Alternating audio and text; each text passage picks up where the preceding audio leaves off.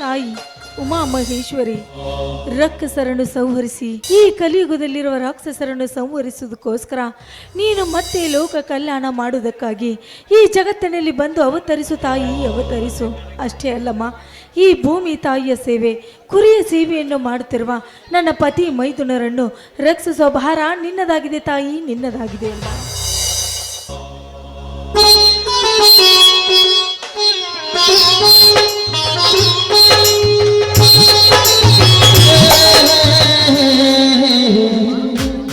ಮಂಗಳ, ಮಟ್ಟಿ ಹಾಳಕ್ಕೆ ಬೆಳಕಾಗಿರುವ ಆ ನನ್ನ ತಂದೆ ಮಾರುತೇಶ್ವರನ ಪೂಜೆ ಮುಗಿಯಿತೆ?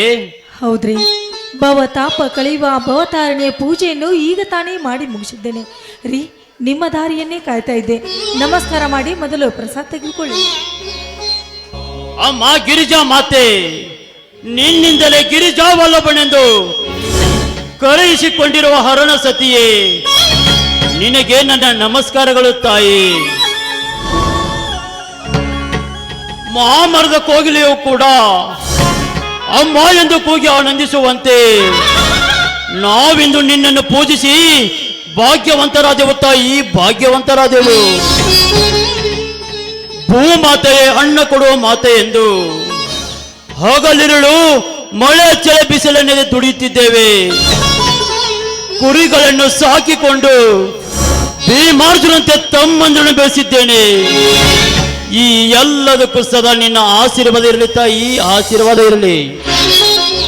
ಸ್ವಾಮಿ, ನೀವು ಮಾತನಾಡುತ್ತಿರುವ ಮಾತಿನಲ್ಲಿ ಎಂಥ ಕಠೋರತೆ ಖಂಡಿತಲ್ಲ ಸ್ವಾಮಿ, ಕಠೋರತೆ ಖಂಡಿತಲ್ಲ.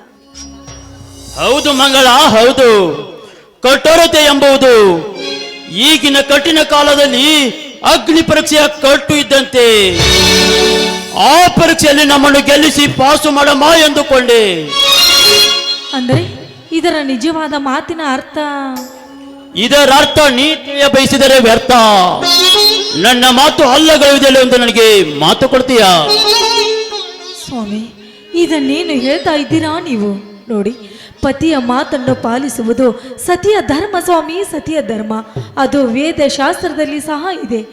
ಅದು ಅಲ್ಲದೆ ಪತಿಯ ಮಾತನ್ನು ಕೇಳದ ಸತಿ ಸತಿಯೇ ಅಲ್ಲ ಸ್ವಾಮಿ. ನಿಮ್ಮ 100 ಮಾತನ್ನಾದರೂ ನಾನು ನಡೆಸಿಕೊಡ್ತೇನೆ. ಅದು ನಿಮ್ಮ ಪಾದ ಸಾಕ್ಷಿಯಾಗಿ ಸತ್ಯ ಸ್ವಾಮಿ, ನಿಮ್ಮ ಪಾದ. ಎದ್ದೇಳು ಮಂಗಳ, ಎದ್ದೇಳು. ಈ ನಿನ್ನ ಮಾತಿನಲ್ಲಿ ನನ್ನ ಅಜ್ಞಾನದ ಕಣ್ಣನ್ನೇ ತೆರೆಸಿಬಿಟ್ಟೆ, ಹೃದಯದ ಬಡಿತ ಬದಲಾಗಿಸಿಬಿಟ್ಟೆ.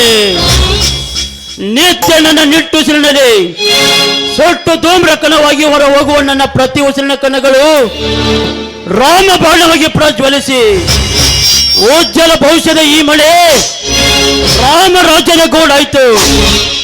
ಆದರೆ ಅಣ್ಣನ ತಮ್ಮ ಬೀರ ಏನಾಯ್ತು ಸ್ವಾಮಿ? ಆದರೆ ನನ್ನ ತಮ್ಮ ಬೀರ ಅಂತ ಹೇಳಿ ಅರ್ಧಕ್ಕೆ ನಿಲ್ಲಿಸಿ ಬಿಟ್ರಲ್ಲ, ಏನಾಯ್ತರಿ?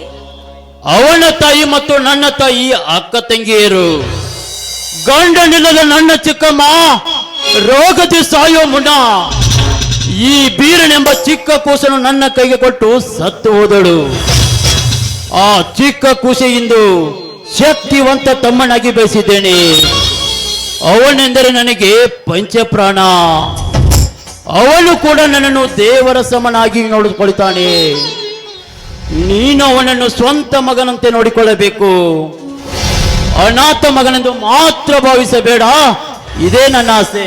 ಸ್ವಾಮಿ, ಇದು ಎಂತ ಮಾತನ್ನು ಮಾತನಾಡ್ತಾ ಇದ್ದೀರಾ ನೀವು? ಅವನು ಶಕ್ತಿಯಲ್ಲಿ ಭೀಮ, ಯುಕ್ತಿಯಲ್ಲಿ ಇವನು ಶ್ರೀಕೃಷ್ಣ ಪರಮಾತ್ಮ. ಧರ್ಮದಲ್ಲಿ ಧರ್ಮರಾಯನಂತಿರುವ ಅವನು ಇನ್ನು ಮುಂದೆ ಅವನು ಅನಾಥನಲ್ಲರಿ. ಅವನು ನನ್ನ ಸ್ವಂತ ಮಗ ಅಂತ ತಿಳಿದುಕೊಂಡು ನಾನು ಅವನ ಜೋಪಾನ ಮಾಡುತ್ತೇನೆ ಹೇಳಿ. ಇದು ರಾಮ ವಚನ ಸ್ವಾಮಿ, ಇದು ರಾಮ ವಚನ. ಮೆಚ್ಚಿದೆ ಮಂಗಳ ಈ ನಿನ್ನ ಬುದ್ಧಿ ಶಕ್ತಿಗೆ. ಇಲ್ಲಿಯವರೆಗೆ ನಾ ಹುಚ್ಚನಾಗಿ ಮುಚ್ಚಿಕೊಂಡು ನನ್ನ ಕೆಚ್ಚದೆ ಒಡೆದು ಕೊಚ್ಚಿ ಹೋಗುವಂತಿದ್ದ ರಭಸದ ಭ್ರಮೆಗೆ ಒಡ್ಡನ್ನೇ ಹಾಕಿಬಿಟ್ಟೆ. ಇದಕ್ಕಿಂತ ಸಂತೋಷ ಇನ್ನೇನಿದೆ?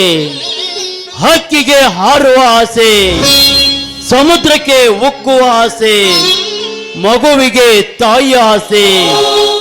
ಈ ನಿನ್ನ ನಲ್ಲನಿಗೆ ನಿನ್ನ ನರ್ತನೆ ನೋಡುವ ಆಸೆ. ಹಾ ಮಂಗಳ, ಈ ಸಂತೋಷ ಸಮಯದಲ್ಲಿ ನವಿಲಿನಂತೆ ನರ್ತಿಸಿ ಗರಿಬಿಚ್ಚು ಹಾಡು ಬಾಳ್ ನನ್ನೊಂದಿಗೆ. ಹಾ ಬಂದೆ ರಾಜ. ಮೆಲ್ಲನೆ ಸುವಾಸನೆಯನ್ನು ಗೈಯುತ್ತಾ ಆ ಮಲ್ಲಿಗೆಯಂತೆ ನಾನು ನಿಮ್ಮೊಂದಿಗೆ ಹಾಡಿ ಕುಣಿವೆ. ಬಾ ರಾಜ, ಹಾಡೋಣ. ನಿನ್ನಂತ ಶ್ರೀಮತಿ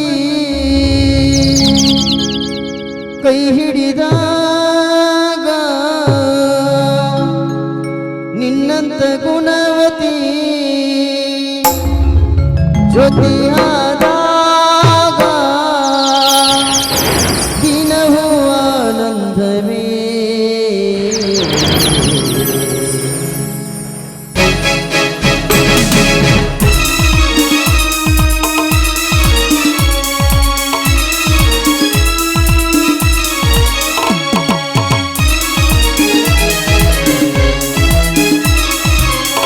ನಿನ್ನಂತ ಶ್ರೀಮತಿ ಕೈ ಹಿಡಿದಾಗ, ನಿನ್ನಂತ ಗುಣವತಿ ಜೊತೆಯಾದಾಗ ದಿನವೂ ಆನಂದವೇ.